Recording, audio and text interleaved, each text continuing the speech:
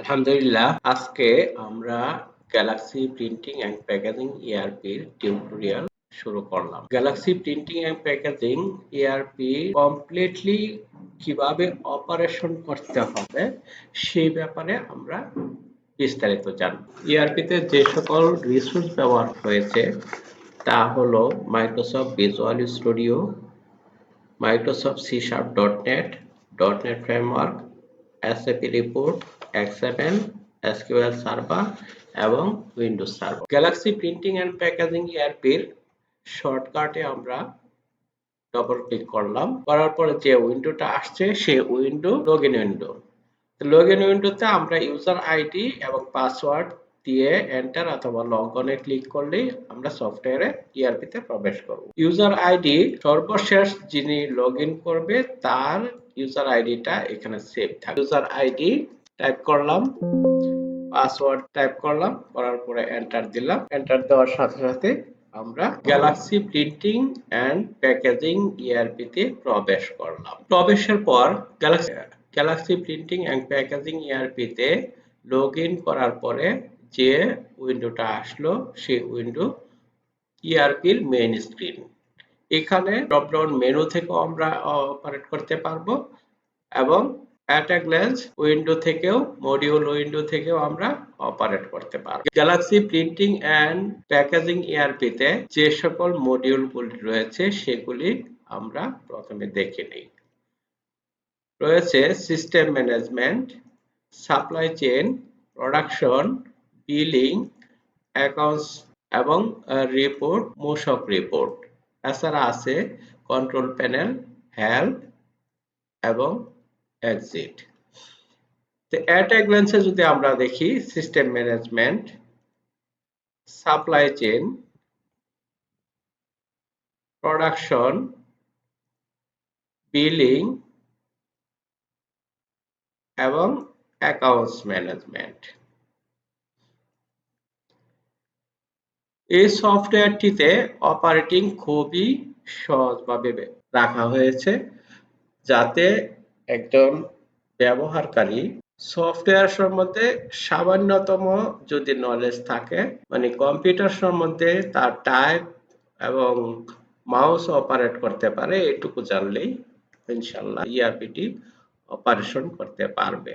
তা আমরা ইআরপি টিউটোরিয়ালটি 5টি পর্বে কমপ্লিট করব। আজকে প্রথম পর্বে আমরা জানবো সিস্টেম ম্যানেজমেন্ট অর্থাৎ মাস্টার ডাটা, কিভাবে প্রাইমারি ইনফরমেশন দিয়ে আমরা ইআরপিটি স্টার্ট করব। সিস্টেম ম্যানেজমেন্টে আমরা আসি। সিস্টেম ম্যানেজমেন্টে কি আছে? Company information, branch information, create new user, financial period open, financial period close, password and profile change, database backup, currency settings, option settings. Company information, যে কোম্পানির জন্য সফটওয়্যারটি ব্যবহার করা হবে সেই কোম্পানির ইনফরমেশন যাতে সহজেই চেঞ্জ করতে পারে। যেমন একটা কোম্পানির শিফট করতে পারে, বিভিন্ন জায়গায় যাইতে পারে, অ্যাড্রেস চেঞ্জ হইতে পারে, সেই অ্যাড্রেসগুলি যাতে সহজেই চেঞ্জ করতে পারে এখানে অ্যাড্রেসের ঘরে ইনপুট করবে। আর কোম্পানির নাম, এটা তো কোম্পানির নাম তো একবারই হয়, তারপরেও যদি কখনো চেঞ্জ হয় তাহলে কোম্পানির নাম চেঞ্জ করতে পারবে। তারপরে আছে কান্ট্রি, কোন দেশের জন্য, telephone, fax, mobile, email, web address, currency, BIN number এবং বিজনেস টাইপ। বিজনেস টাইপটা এখানে খুব একটা দরকার নেই, কারণ হলো বিজনেস টাইপ তো আপনার প্রিন্টিং অ্যান্ড প্যাকেজিং। এছাড়া লোগো আপলোড ব্যবস্থা আছে, যে কোম্পানির যে লোগো অর্থাৎ ট্রেডমার্ক, সেই লোগোটি এখান থেকে আপলোড করে সেভ করতে পারি। ইনফরমেশনগুলি ইনপুট দিয়ে আমরা সেভ বাটনে ক্লিক করব। আমাদের কোম্পানি ইনফরমেশন ইনপুট করা হয়ে গেল। এখন ব্রাঞ্চ ইনফরমেশন, যদি একাধিক ব্রাঞ্চ থাকে, হেড অফিস, তারপরে ফ্যাক্টরির বিভিন্ন ব্রাঞ্চ যদি থাকে, শাখা থাকে, বিভিন্ন ইউনিট থাকে, সেই ইউনিটগুলি এখানে এন্ট্রি দেওয়ার জন্য ব্যবহার করা হয় এই ব্রাঞ্চ ইনফরমেশন। তো ব্রাঞ্চ ইনফরমেশনে code auto generate, branch code auto generated, branch name input করতে হবে, তারপরে অ্যাড্রেস, মোবাইল নাম্বার, ইমেল এগুলি ইনপুট দিয়ে সেভ বাটনে ক্লিক করলে সেভ হয়ে যাবে। এছাড়া যদি এমন হয় যে হ্যাঁ অ্যাড্রেসটা চেঞ্জ করতে হবে, অ্যাড্রেসটা ভুল হয়েছে কিংবা ব্রাঞ্চের অ্যাড্রেস চেঞ্জ হয়েছে, সেই ক্ষেত্রে আমরা ব্রাঞ্চ নেমের উপরে ডবল ক্লিক করব। ডবল ক্লিক করে আমরা এখানে চেঞ্জ করে যেমন কারুল ছুরিচালা গাজীপুর আমরা চেঞ্জ করলাম। মোবাইল নাম্বার যদি দিতে হয় মোবাইল নাম্বার দিব, ইমেল দিব, দিয়া সেভ বাটনে ক্লিক করলে অ্যাড্রেস চেঞ্জ হয়ে যাবে। এখন আসি ক্রিয়েট নিউ ইউজার। যেহেতু এই সফটওয়্যারটি মাল্টি ইউজার সিস্টেমে করা, কাজেই একাধিক ইউজার 2 জন, 5 জন, 100 জন, 200 জন, 500 জনেও এইটা ইউজ করতে পারবে এট এ গ্ল্যান্সে। এই জন্য একাধিক ইউজার তৈরি করার জন্য ক্রিয়েট নিউ ইউজার ব্যবহার করতে হয়। ক্রিয়েট নিউ ইউজারে প্রবেশ করলাম, করার পরে ইউজার আইডি দিব, সাইফুল, পাসওয়ার্ড দিলাম, তারপর full name Saiful Islam, designation, accountant, mobile number, email, তারপরে কোন ব্রাঞ্চে কাজ করে সেই ব্রাঞ্চটা আমরা উল্লেখ করে সিলেক্ট করে দিব। সে কি নরমাল ইউজার নাকি অ্যাডমিনিস্ট্রেটর ইউজার নাকি সুপার ইউজার, এটা আমরা এখানে সিলেক্ট করে দিব। সিলেক্ট করে সেভ বাটনে ক্লিক করব। সাকসেসফুলি সেভ, একটা নতুন ইউজার তৈরি হয়ে গেল। লিস্টে আমরা দেখব যদি সাইফুল দিয়ে সার্চ দেই তাহলে সাইফুল নামে একটা ইউজার তৈরি হয়েছে। এখন সাইফুল দিয়ে সাইফুল এবং তার পাসওয়ার্ড দিয়ে লগ ইন করতে পারবে। তাকে যে সকল মেনুগুলি, এই সাইফুলকে যে সকল মেনুগুলি অ্যাক্সেস দেওয়া হবে শুধু সেই সকল মেনুগুলি দেখতে পারবে, কাজ করতে পারবে। তাহলে ক্রিয়েট নিউ ইউজার জানলাম। তারপরে financial period open. Financial period ওপেনটা কোন পিরিয়ডে কাজ করতেছে, যেমন এখানে আছে 2022 31/12/2022, আমাদের দিতে হবে 1/1/2026 থেকে 31/12/2026 পর্যন্ত আমরা এই পিরিয়ডে কাজ করব। তারপরে পিরিয়ড ওপেন হয়ে গেল। এখন এই পিরিয়ডের বাইরে যদি অ্যাকাউন্টিং এর কোনো ইনফরমেশন এন্ট্রি দিতে হয় তাহলে মেসেজ দিবে যে না sorry, this period not available বা this period not open. Period, financial period close. এই পিরিয়ডটা শেষ হওয়ার সাথে সাথে যখন নতুন পিরিয়ড আসবে তখন এখান থেকে পিরিয়ড ক্লোজে গিয়ে ওকেতে ক্লিক করলে পিরিয়ডটি ক্লোজ হয়ে যাবে। Password and profile change. যত ইউজার আছে প্রত্যেকেই তার নিজস্ব ইনফরমেশন চেঞ্জ করতে পারবে। পাসওয়ার্ড চেঞ্জ করতে পারবে, নামের স্পেলিং চেঞ্জ হইলে, ভুল হইলে চেঞ্জ করতে পারবে, ডেজিগনেশন চেঞ্জ করতে পারবে, মোবাইল, ইমেল এগুলি চেঞ্জ করতে পারবে। এছাড়া এখানে সে তার ছবি আপলোড করতে পারবে। যেমন এখানে আপলোডে ক্লিক করলো, করার পরে আমরা সে যেখানে ছবিটি রেখেছে সেখানে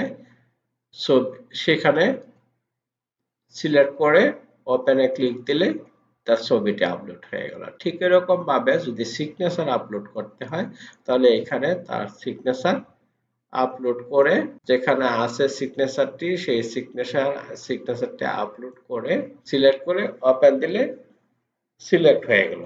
এখন চেঞ্জ করার পরে যে প্রয়োজনীয় তথ্য চেঞ্জ করতে হবে, চেঞ্জ করার পরে সেভ বাটনে ক্লিক করলে তার তথ্য চেঞ্জ হয়ে যাবে।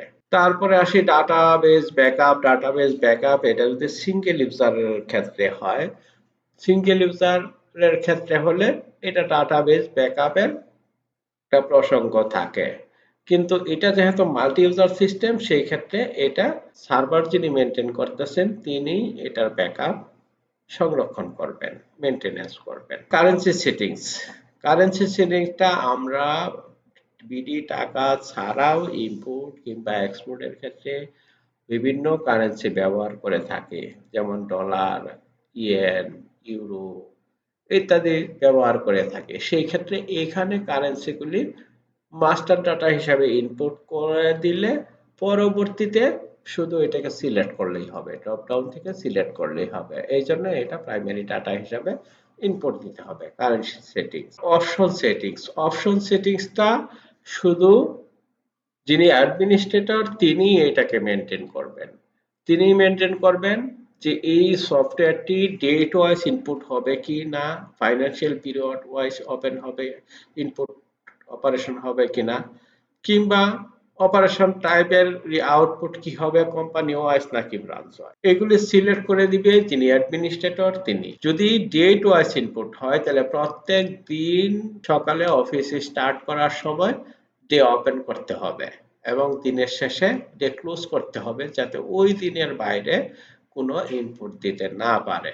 আর যদি ফাইন্যান্সিয়াল পিরিয়ড হয় তাহলে সেই ক্ষেত্রে যে তারিখে কাজ করতেছে তার ব্যাক ডেটেও এন্ট্রি দিতে পারবে কিংবা ফরওয়ার্ড ডেটেও এন্ট্রি দিতে পারবে। সেই ক্ষেত্রে কিছুটা সতর্ক থাকতে হবে যে এটা ভুল হওয়ার সম্ভাবনা থাকতে পারে।